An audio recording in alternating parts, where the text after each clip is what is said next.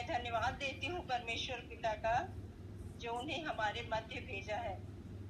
अब समय है आदरणीय बहन मिसेस डॉर्थी बैप्टिस्ट को कि वे प्रभु की संगति में हमें आगे ले जाएं। धन्यवाद। जय मसीह की सबको। जय मसीह। आवाज आ रही है मेरी? जी जी। मैं प्रभु का धन्यवाद देती हूँ कि आज उसने नेहरू नगर की कॉटेज प्रेयर मीटिंग में आप सब परमेश्वर के भक्त जनों के साथ संगति करने का मौका मिला। परिचय तो बहुत कुछ आपने दिया, मैं इस योग्य नहीं। सारा आदर मान प्रभु को मिले। वो सिखाता है, वो चलाता है। जो कुछ सीखा प्रतिदिन सीखते हैं, वो एक दूसरे को शेयर कर सकें। यही इच्छा रहती है कि जो कुछ भी सेवा प्रभु हमसे ले, उसको महिमा मिले। आइए हम अपने वचन को, प्रभु का वचन जो आज के लिए हमें मिलता है, उसको सुने और ध्यान करें। बहुत अच्छा है आप लोग सब जने मिल के प्रतिदिन कलीसियाई एक ना एक एक्टिविटी ना कहें, संगति प्रभु की करते रहते हैं। हर सेक्टर में प्रभु का वचन जवानों के लिए, बच्चों के लिए, सबके लिए सुनाया जाता है और काम किया जाता है। प्रतिदिन हम सुनते हैं। ये प्रभु का अनुग्रह है कि वो हमें मौके देता है कि हम उसको सुने और उसकी संगति में हम बैठे। हम जानते हैं कि परमेश्वर ने इस दुनिया को बनाया। सृष्टि की रचना के आरंभ में मनुष्य के जीवन के लिए जो जो चीजें आवश्यक थी, सब परमेश्वर ने बनाई, रचना करी उन सब की, और अपना श्वास फूंका। और सबसे बड़ी बात कि प्रतिदिन परमेश्वर मनुष्य के साथ संगति करता था। कितना सुंदर वातावरण। परमेश्वर सृष्टिकर्ता वहाँ है और जो बनाया गया है चीजें, वो भी वहाँ है। लेकिन हम पढ़ते हैं कि पाप आ जाने से सब कुछ बदल गया। इंसान की प्रवृत्ति बदल गई, परमेश्वर की उपस्थिति वहां से चली गई। और अगर हम उस घटनाक्रम को ध्यान करें, जब पाप इस दुनिया में आया, कैसे आया और उसका परिणाम अगर हम देखें, तो एक एक क्रम से हम देखते हैं कि सबसे पहले डिसोबीडियंस आ गई, दोषारोपण आ गया, बुरे विचार आ गए, ईर्ष्या आ गई, जलन आ गई, क्रोध और हत्या तक आ गया। और ये सब क्यों हुआ? ये परमेश्वर की उपस्थिति वहां से चली गई थी। परंतु परमेश्वर ने क्योंकि मनुष्य को अपने हाथ से अपने स्वरूप में बनाया था, तो किसी भी हाल में नहीं चाहता था कि मनुष्य शैतान के चुंगल में बना रहे। वो उसको छुड़ाना चाहता था और इसके लिए उसने यीशु मसीह को भेजा। एक बहुत बड़ी कीमत उसने चुकाई। रोमन्स 5:8 में लिखा है कि हम जब पापी ही थे, तभी मसीह हमारे लिए मुआ, ताकि हम एक नया जीवन पाएं। ये सच है कि जितनों ने यीशु मसीह को ग्रहण किया, अपनाया, उस पर विश्वास किया, तो परमेश्वर ने उसे अपना पुत्र होने का अधिकार दिया। पर लेकिन एक और जद्दोजहद चलती रहती कि शैतान नहीं चाहता कि वो इंसान जिसको उसने परमेश्वर से छीन लिया था, वो वापस उसके पास चला जाए। परमेश्वर भी नहीं चाहता कि इंसान शैतान के चुंगल में बना रहे। तो यूहन्ना 10:10 में जैसा अभी पढ़ा, उसमें लिखा कि यीशु मसीह ने कहा, मैं इसलिए आया कि वे जीवन पाएं और बहुतायत से पाएं। जीवन पाएं यानी परमेश्वर चाहता है कि वही आनंद जो सृष्टि के आरंभ में उसने हमें दिया था, वो आनंद हमें फिर से मिले, वही शांतिपूर्ण वातावरण हमें मिले, खुशियां हमें मिले, परमेश्वर की संगति हमें मिलती रहे। लेकिन प्रियो, आज जब हम घर से बाहर जाते हैं, चाहे पढ़ने जाएं, चाहे काम करने जाएं, नौकरी पे जाएं, मिलने जाएं, तो हम बहुत से लोगों के संपर्क में आते हैं और उनके साथ उठते बैठते हैं, काम करते हैं। तो बाहरी संसार हमारे काम, हमारे विचार पर बहुत प्रभाव डालता है, हमारे व्यवहार पे भी प्रभाव डालता है, हमारे काम पे भी प्रभाव डालता है। और अगर हमारे घरों के अंदर परमेश्वर की अगर संगति नहीं है, शैलोनेस है, तो बाहरी संसार धीरे धीरे हमारे घरों में आ जाता है और प्रभाव डालता है।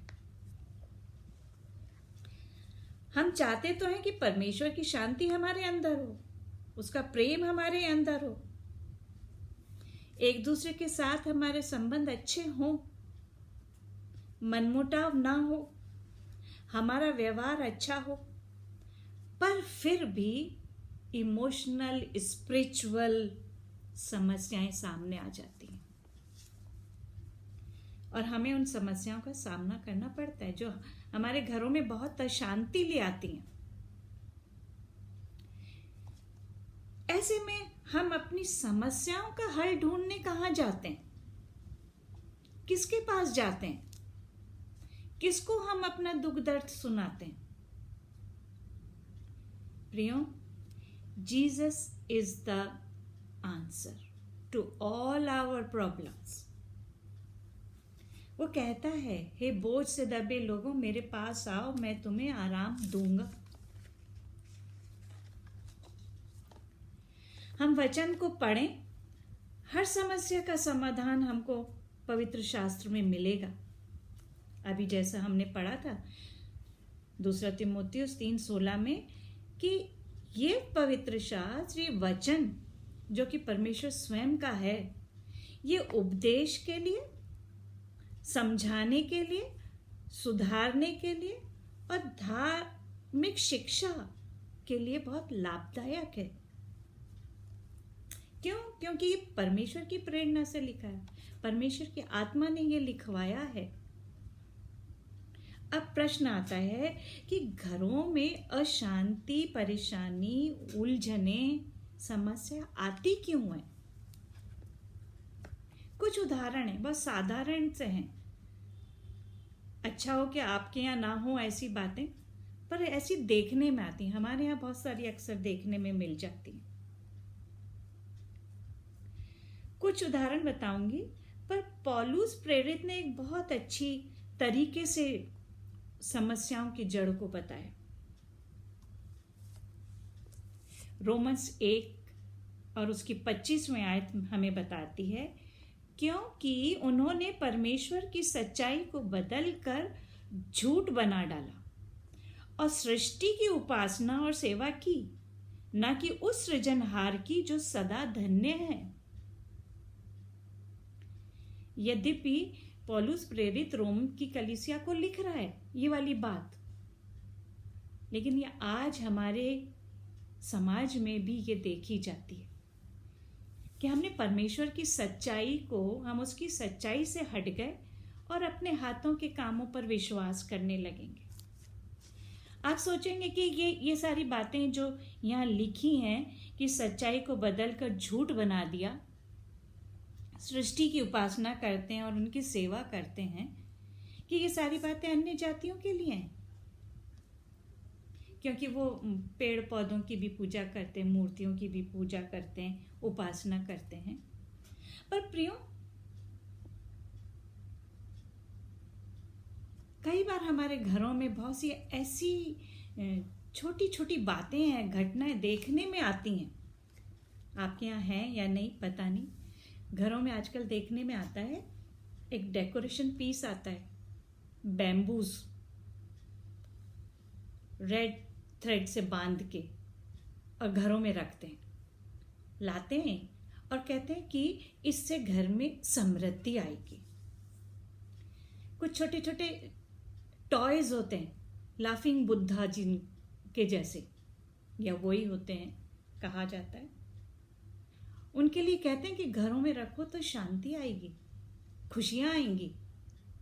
अब ये बताइए कि ये सारी चीजें, पौधा जिसको परमेश्वर ने बनाया, क्या वो खुशहाली लाएगा, या वो सृष्टिकर्ता जिसने इसको बनाया, पौधे को बनाया, वो हमें खुशी देगा?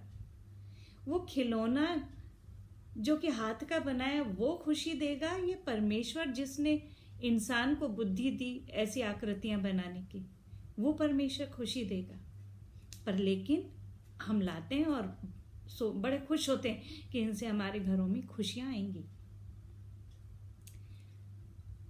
ये और घरों में एक बहुत पुराने समय से प्रचलन भी चला आ रहा है, बच्चों के काला टीका लगाते हैं। आपके यहाँ नहीं लगाते हैं तो बहुत अच्छी बात है। अभी टीका बना कहाँ से? किसी चीज को जला के, और वो चीज क्या नजर को या शैतानी बलाओं को दूर करेगी? मोती की माला बच्चों के बांध देते हैं, कहते हैं कि शैतानी बलाएं दूर होंगी, शैतान का प्रभाव इनसे दूर होगा। अब आप ये सोचिए कि क्या हम मसीहों ने परमेश्वर की सामर्थ्य को दबा नहीं दिया? हम उस झूठ पर विश्वास नहीं करने लग गए कि ये सारी बातें हमें आगे बढ़ाएंगी, पर रक्षा करेंगी हमारी? पर लेकिन हम ये सारी बातें, ऐसा व्यवहार करके शैतान को प्रथम स्थान देने लग जाते हैं। बच्चा घर में बीमार हो जाता है, बहुत रोता रहता है, अक्सर ऐसा होता है छोटे छोटे बच्चे जब होते हैं, तो कहने लगते हैं बड़े बुजुर्ग भी कि इसको नजर लग गई, घर में मिर्ची जलाओ, बाहर फेंको। प्रियो, ये क्या हमने झूठ को नहीं अपना लिया? हम क्या उस मिर्ची की पूजा नहीं करने लग गए? हम इन कामों से अपने विश्वास को कम कर देते हैं, जो हमारा परमेश्वर पर विश्वास होना चाहिए था। अदन की वाटिका में यही तो हुआ था कि मनुष्य ने उस पशु की बात को महत्व दे लिया, सुन लिया और उस पर विश्वास किया। परमेश्वर जिसने उसको बनाया था और अपनी श्वास उसमें दी थी, उस पर विश्वास नहीं किया। पवित्र शास्त्र तो कहता है, यूहन्ना 8 उसके 31 के दूसरे हिस्से से, यदि तुम मेरा वचन में बने रहो, 32वें पद में, तुम सत्य को जानोगे और सत्य तुम्हें स्वतंत्र करेगा। हम अपनी प्रकृति को जाने, हम कौन है, कहां से आए, किसने हमें बनाया। जो हमें बनाने वाला है वो हमसे प्यार करता है, हमारी सारी सुरक्षा करने का पूरा प्रबंध वो करता है। लेकिन हम अपनी इच्छा से इन सारी चीजों को भूल जाते हैं। समस्या जो हमारे घरों में आ जाती हैं, उनकी जड़ है हमारे झूठे विश्वास। अब आप सोचेंगे ये सारी जो अभी बात करी, इनसे समस्या क्या है? घर जो एक परिवार, विश्वासी परिवार है, 4-5 जने रहते हैं, एक व्यक्ति कहता है इससे बड़ी खुशी आएगी, लेकिन बुजुर्ग कहता है कि ये अच्छी बात नहीं कि हम इस पर विश्वास करें। दोनों में मनमुटाव हो जाता है। मनमुटाव हो के वो दूसरों को, एक दूसरे को अच्छा नहीं समझते, आदर नहीं देते। जहाँ आदर नहीं है और फिर प्रेम नहीं है तो फिर झगड़ा रंजिश हो जाती है, समस्याएं आ जाती हैं। बच्चों के प्रति अगर हम देखें, माँ तो कहे कि इसकी झगड़ा करो और दूसरा कहता है कि नहीं ये गलत है। फिर ये मन मुटाव हो जाता है कि मैं तो मेरे बच्चे को प्यार कर रही हूँ, आप नहीं करते हो, आप तुरंत उसका इलाज नहीं कर रहे। बहुत से ऐसे विचार जो कि हमारे घरों में अशांति ले आ जाते हैं। लेकिन अगर हम सभी परिवार का प्रत्येक सदस्य परमेश्वर को जाने, सत्य को जाने और उस पर चले, तो ये सारी समस्याएं दूर हो जाएंगी। और ये जो एक झूठे विश्वास है जो हमारी समस्याओं का, अशांति का कारण है, लाइज, वो भी दूर हो पाएंगे। हम लेकिन ये झूठे विश्वास हमारे जीवन में बढ़ा लेते हैं, अपने बारे में भी, ईश्वर के बारे में भी और दूसरों के बारे में। आपको याद होगा कि जब परमेश्वर इस्राएली कौम को मिस्र देश से निकाल कर ला रहा था, खुदा ने मूसा को तो सारी योजनाएं बताने के लिए, नियम और आज्ञाएं बताने के लिए अपने पास ऊपर पहाड़ पे बुलाया। लेकिन नीचे, पहाड़ के नीचे जो पूरे लोग जमा थे, उन्होंने कुछ लोगों को जो कि परमेश्वर की सामर्थ्य पे विश्वास नहीं कर रहे थे, उनकी बातों में आकर एक सोने का बछड़ा बना दिया और फिर उसकी उपासना करने लगे कि ये हमें मिस्र देश के निकाल के लाया। एक पशु, हमने परमेश्वर की सामर्थ्य को एक पशु के रूप में उन्होंने मान लिया। और उसका परिणाम क्या हुआ? परमेश्वर का क्रोध उनके ऊपर आ गया, सिर्फ झूठे विश्वास के कारण।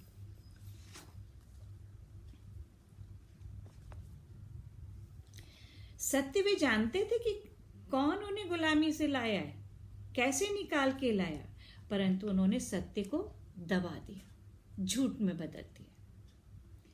आजकल को झूठ और भी हैं जिन पर इंसान विश्वास करता है, जैसे पैसा। हाँ, ये सच है कि पैसा हमारी ज़रूरतों को पूरा करता है, लेकिन यह हमें सिर्फ लोग सोचने लगते हैं कमाते कमाते, पैसा जमा करते, कि पैसा ही सब कुछ है, यही हमें सुरक्षा देगा, यही हमें खुशियां देगा, क्योंकि यह हमारी सारी ज़रूरतों को पूरा करता है। और हम फिर क्या है, इस पैसे को इम्पोर्टेंस देने लगते हैं। जब हम इस पैसे को ज़्यादा इम्पोर्टेंस देने लगते हैं तो हम सोचते हैं हमारे पास पैसा कैसे आए।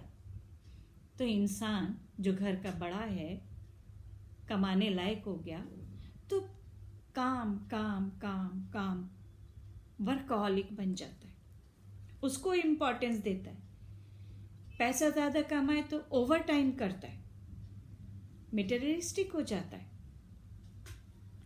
और फिर ज़्यादा और पैसा कमाने के लिए कभी कभी तो शॉर्टकट अपनाते हैं, बेईमानी करते हैं। और फिर जब एक गलत रास्ते पे आगे बढ़ गए तो परमेश्वर का भय तो उनके मन से चला जाता है, चोरी में भी चले जाते हैं, बेईमानी में भी आ जाते हैं। क्यों? क्योंकि पैसे को इम्पोर्टेंस देने लग गए। लेकिन जब इम्पोर्टेंस सिर्फ पैसे को ही दे रहे हैं तो फिर ये हमारे जीवन में एक लालच, बेईमानी और चोरी को भी देती है। और परिणाम आपको पता है कि परमेश्वर ने वचन में लिखा है, चोरों का भाग स्वर्ग में नहीं है। लेकिन जब हम अपने घरों में, जो कि बहुत ज़्यादा वर्कहॉलिक हो गए, अपनी अन्य जिम्मेदारियों पर ध्यान नहीं देते, सिर्फ पैसा कमाने में ध्यान दे रहे हैं, आपस में परिवार के साथ संगति नहीं कर रहे हैं, हम उन्हें समझाते हैं, बताते हैं कि ये बात सही नहीं है, पर वो विश्वास करते नहीं, पैसा ही सब कुछ है। उनको सही रास्ते पे लाने की करते हैं कि परमेश्वर है, हमें सारी सुविधाएं देकर, पर मानते नहीं हैं। फिर क्या होता है, वो सोचते हैं ठीक है, जो मैं हूँ, जो मैं कर रहा हूँ, मैं हूँ, मैं सब कुछ जानता हूँ। मुझे नहीं आप सुनाओ और मुझे ना सिखाओ। और हम क्या हो जाते हैं, एक ढीठ बन जाते हैं। अपने आप अपने मन में हम सोचते हैं जो मैं कर रहा हूँ वो सही कर रहा हूँ। और फिर जब ढीठ बन जाते हैं और कहीं बाद में दूसरे लोगों के सामना हमें करना पड़ता है, तो एक कभी कभी बड़ी गिल्ट कॉन्शियस हो जाती है। और गिल्ट कॉन्शियस के साथ साथ हम में अपने आप में कुछ एक कॉम्प्लेक्स आ जाता है, इन्फेरिटी कॉम्प्लेक्स हो जाता है, निराश भी हो जाते हैं। पैसे के बाद अब हम में ढिठाई आ गई, खुद की जो क्रिएटिविटी है वो सब खत्म हो जाती है, जो खूबियां परमेश्वर ने दे रखी थी इनबॉर्न वो सब दब जाती हैं। और शैतान यही चाहता है कि इंसान जो है ढीठ बन जाए, अपने आप हमेशा अपने आप में गिल्ट महसूस करता रहे, उस इंसान को गिराने की वो पूरी कोशिश करता है। और वो चाहता है कि ये परमेश्वर के पास में ना जाए, मेरे राज्य में शामिल होता है। क्यों? परमेश्वर के वचन में लिखा है ना कि लोभी, चोर, हट्टी, ढीठ, इनका स्थान परमेश्वर के राज्य में नहीं है। और एक और झूठ आता है ईश्वर के लिए। हम सोचते हैं कि मैं जितना करूंगी काम उतना वो मुझे प्यार करेगा। मतलब मैं अपने आप जो मैं कर रही हूं, मेरा किया हुआ काम ज्यादा से ज्यादा मैं काम करती रहूं, दूसरों की मदद करती रहूं, परमेश्वर की सामर्थ्य से नहीं, उसकी आज्ञा से नहीं, पर यह दिखाने को कि मैं कर रही हूं। तो जहां मैं आ जाता है तो उसमें प्रेम नहीं, सिर्फ दिखावा है, अपना अहम है, ईगो है। और हम ये झूठ अपने आप में पालते रहते हैं। और जब ईगो आ जाता है तो अपने आप को ही मैं सब कुछ समझने लगती हूँ। और अपने आप को सब कुछ समझना यानी दूसरों को हम निग्लेक्ट करते हैं, दूसरों को हम नीचा सोचते हैं, और ये घरों में अशांति का कारण बना देती है। हमारे ये जो अपने दुनियावी विश्वास हैं, ये हमारे जीवन को बहुत प्रभावित करते हैं और नियंत्रित भी करते हैं। हाँ, और हम उसी के अनुसार अपना व्यवहार भी करते हैं, काम करते रहते हैं।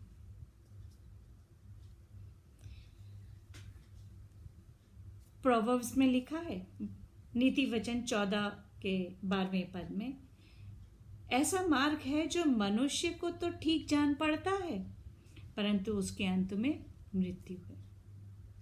ये तीनों तरीके के जो विश्वास अभी जिक्र किए, इन सब का अंत शांति, खुशी नहीं, परमेश्वर की नजदीकी नहीं, बल्कि उसके राज्य से बाहर होने का रास्ता बताते हैं।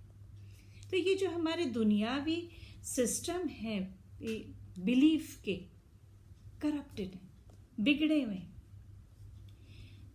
नीति वचन में एक और जगह 27वें अध्याय के 7वें पद में, क्योंकि जैसा वह अपने मन में विचार करता है वैसा वह आप है। और यही हमारे कामों को दिखाता है। हम वैसे ही काम करने लगते हैं जो हम अपने आप अपने मनों में विचार कर रहे हैं कि मैं काम करूं, खूब काम करूं, पैसा कमाऊं, जो मैं हूं सब कुछ हूं, जो मैं कर रहा हूं वो बहुत अच्छा कर रहा हूं।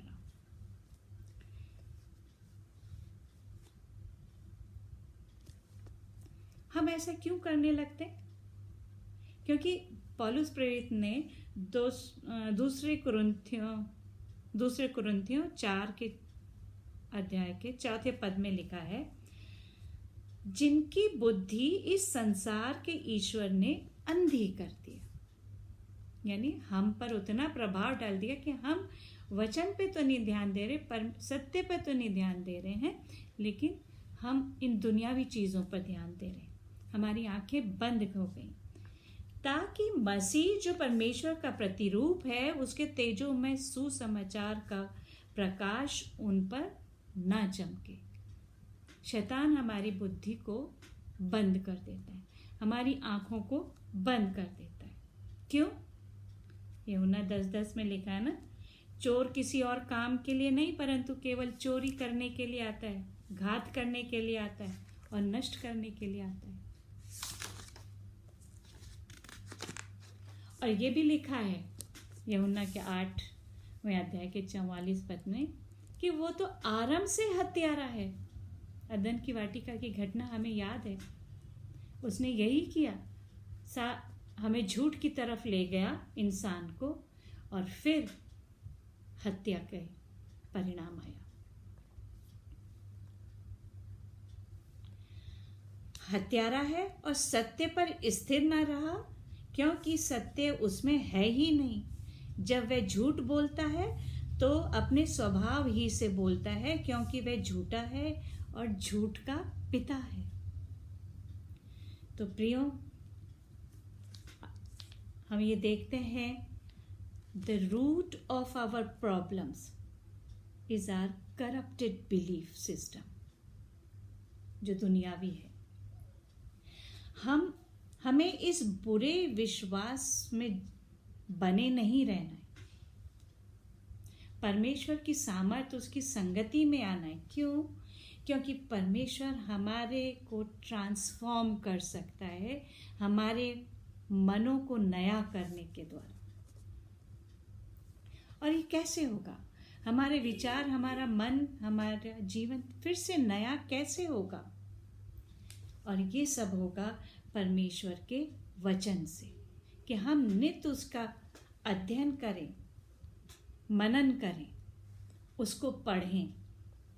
भजनकार जैसा कहता है 119 के 11वें पद में, मैंने तेरे वचन को अपने हृदय में रख छोड़ा है कि तेरे विरुद्ध पाप न करूं। जब हम परमेश्वर को याद करते रहेंगे, उसकी आज्ञाओं को मानेंगे, उसकी सहायता मांगेंगे, तो वो हमारी सहायता करेगा इन सारी झूठे क्रम से बचाने में।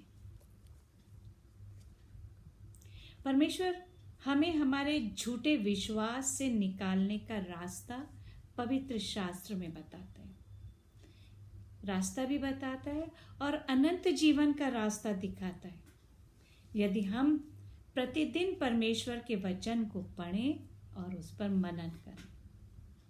तो ये सारी झूठी बातें हमारे जीवन से दूर हो जाएंगी।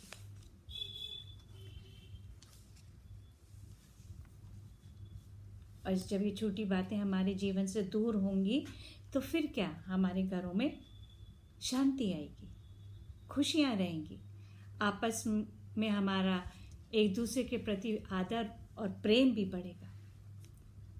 लेकिन बस ज़रूरत क्या होगी कि हम उसके चरणों में अपना जीवन, अपना समय बिताएं, वैसा जैसे मार्था और मरियम का दृष्टांत हमें सिखाता है। मार्था तो बहुत भागदौड़ करती रही, सेवा टहल अपने आप करने का प्रयास करती रही, पर मरियम उस जीवित वचन को सुन रही थी और परमेश्वर के मुंह से सुन रही थी, उसके चरणों में बैठी थी। और ये जो उसको वचन ज्ञान मिल रहा था, उसके लिए परमेश्वर ने, यीशु मसीह ने कितनी तारीफ करी, कितना आदर दिया कि ये समय उससे छीना ना जाएगा। जो कुछ उसने इस समय पाया, कोई उसको छीन नहीं सकता। वो स्त्री जिसने अपने आप को जान लिया कि मैं पापी हूं, मुझ में कोई खूबी नहीं, और सबके सामने भरी सभा में आके यीशु मसीह के सिर पर तेल डाला, उसके पैरों को आंसुओं से धोया और बालों से पोंछा, अपना समय वहां पर दिया, तो परमेश्वर ने उसको, यीशु मसीह ने कितना आदर दिया कि जहां कहीं भी मेरे समाचार का प्रचार होगा तो ये घटना और इस स्त्री का वर्णन किया जाएगा।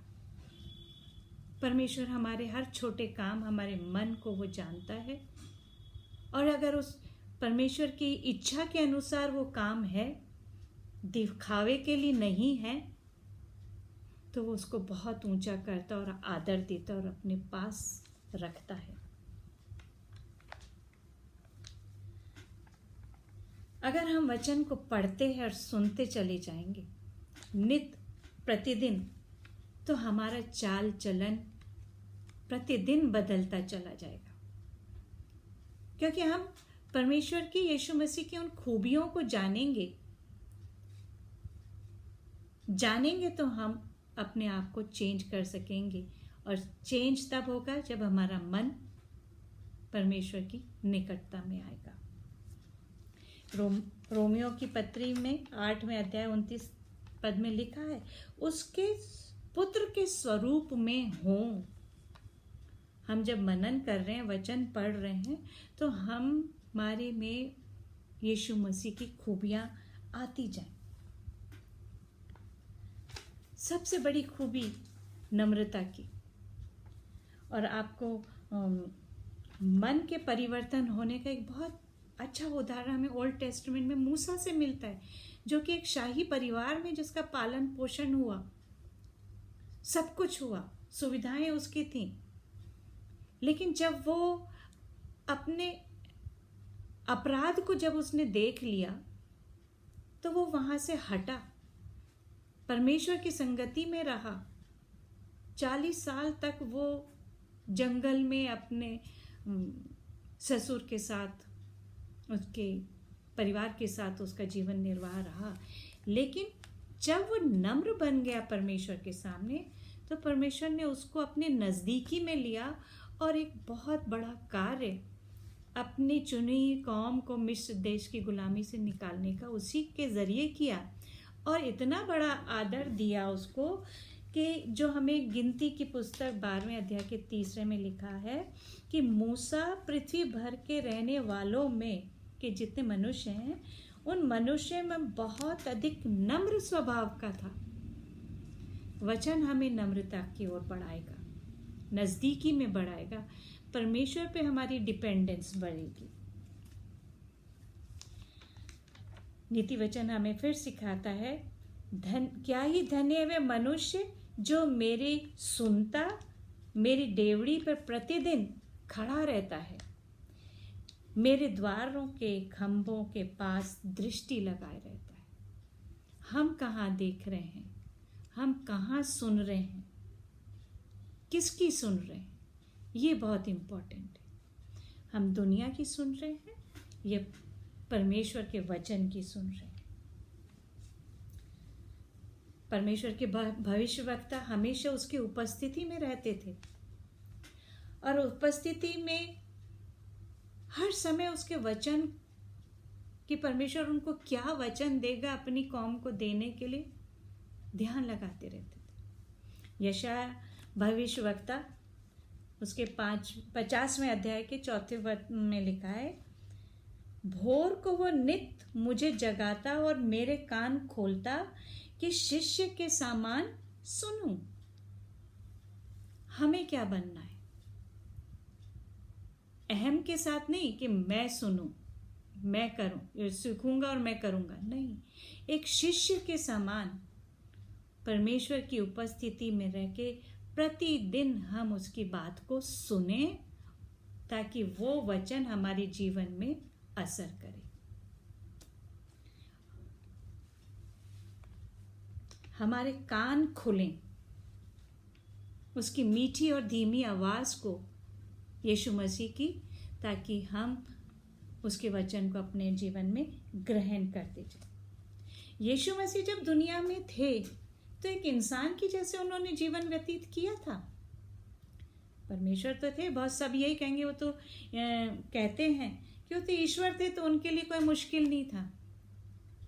नहीं, उन्होंने एक मनुष्य के रूप में दुनिया में जन्म लिया और मनुष्य के जैसा जीवन जिया, लेकिन इस जीवन को जीते समय वो सदा परमेश्वर की उपस्थिति में बने रहे और बचपन से उन्होंने परमेश्वर के वचन को सुनने का काम किया।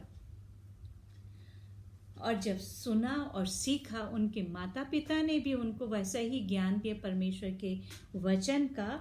तो लूका के 2 अध्याय और 40वें पद में लिखा है, और बालक बढ़ता और बलवंत होता गया और बुद्धि से परिपूर्ण होता गया और परमेश्वर का अनुग्रह उस पर बना हुआ था। ये सारी बातें हमें परमेश्वर का वचन सुना रहा है और सिखा रहा है और समझा रहा है कि हम परमेश्वर की उपस्थिति में बने रहेंगे तो हमें परमेश्वर का ज्ञान और प्रकाशन मिलता रहेगा और हम शैतानी बातों से दूर रहेंगे।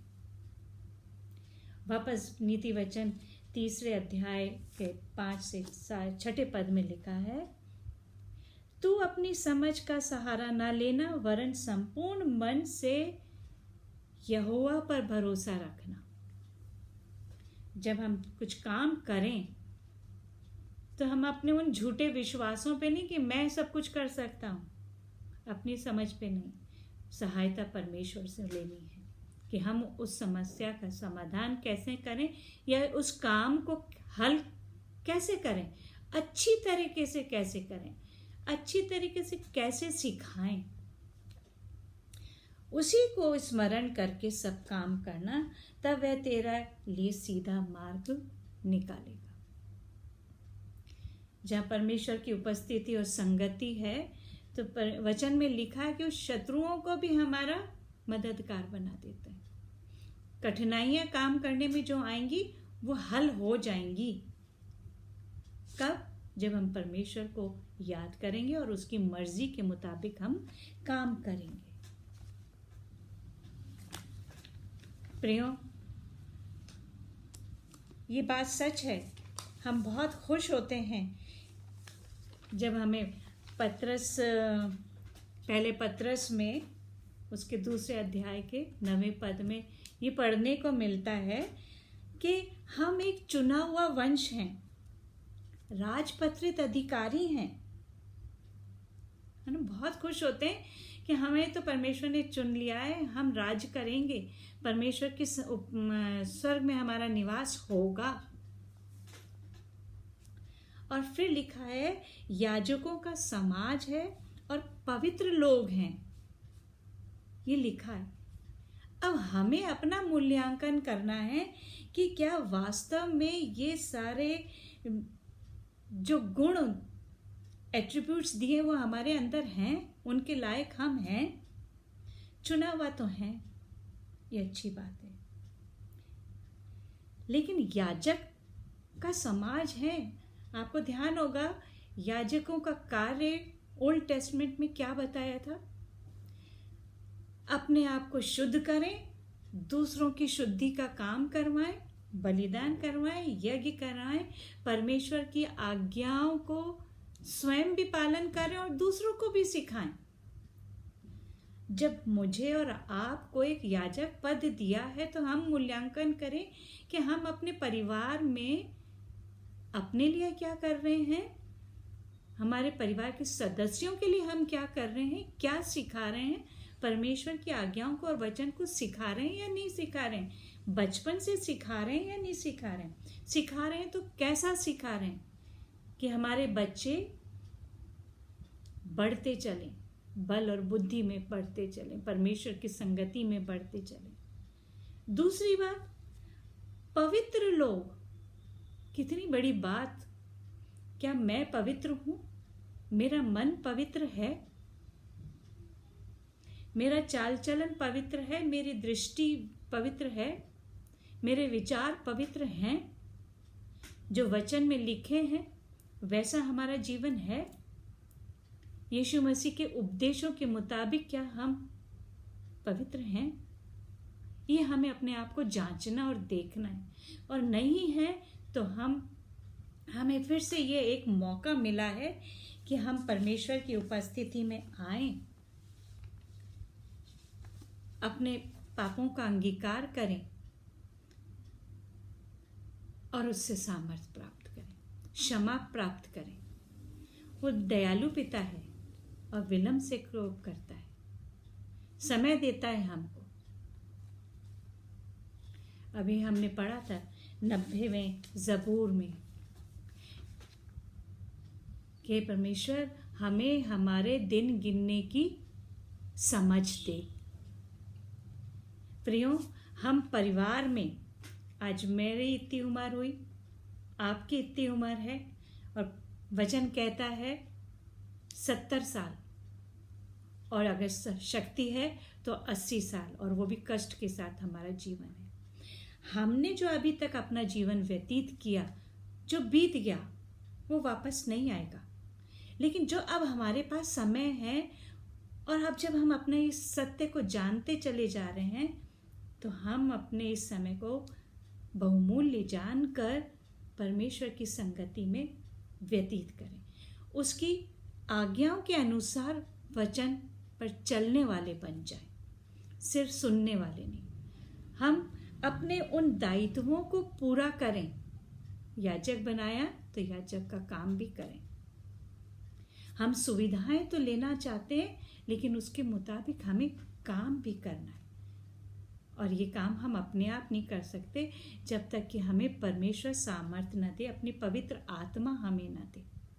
तो हम मांगें, प्रभु हमें ऐसी सामर्थ्य दे, पवित्र आत्मा दे, प्रभेद की आत्मा दे, कि हम पहचान सकें कि क्या सच है और क्या झूठ है। हम जो काम कर रहे हैं, जो सिखा रहे हैं, क्या वो सही रास्ते पे चलना हम सिखा रहे हैं या नहीं सिखा रहे हैं। ये सिर्फ हम बड़े लोगों के लिए नहीं कि हम अपने दिन को बहुमूल्य समझें। अगर यहाँ जवान और बच्चे भी सुन रहे हैं तो उनके लिए भी ये बहुत एक इम्पॉर्टेंट है। उनके पास तो अभी समय है, उनकी लंबी जिंदगी है। अगर वो अपना जीवन परमेश्वर की नज़दीकी में व्यतीत करते चले जाएंगे, उसको हाजिर और नाजिर करके अपने कामों को करेंगे, परमेश्वर उन्हें सफलता देगा। समस्याएं तो बहुत सारी आएंगी और उनको समस्याओं का सामना करने की ताकत भी वो हमें देगा। समस्याएं तो आएंगी, पर यीशु मसीह ने कहा है कि इन्होंने मुझे सताया तो तुम्हें भी सताएंगे। तो उससे हमें नहीं घबराना है, उन समस्याओं से घबराना नहीं। लेकिन अगर सच मायने में प्रभु यीशु पे विश्वास करने के कारण हमें सताया जा रहा है तो हम खुश हैं, आनंदित होना है। लेकिन हम परमेश्वर पर अपने विश्वास में आगे बढ़ते जाएं और जो काम हमें दिए हैं वो हम करते जाएं, और अपने समय को, चाहे छोटे हैं या बड़े, बहुमूल्य जाने और उस अच्छा उपयोग करके प्रतिदिन हर घड़ी उसकी संगति में उसकी आवाज़ को सुन के अपना जीवन व्यतीत करते जाए। परमेश्वर इस वचन पर आशीष दे। आमीन।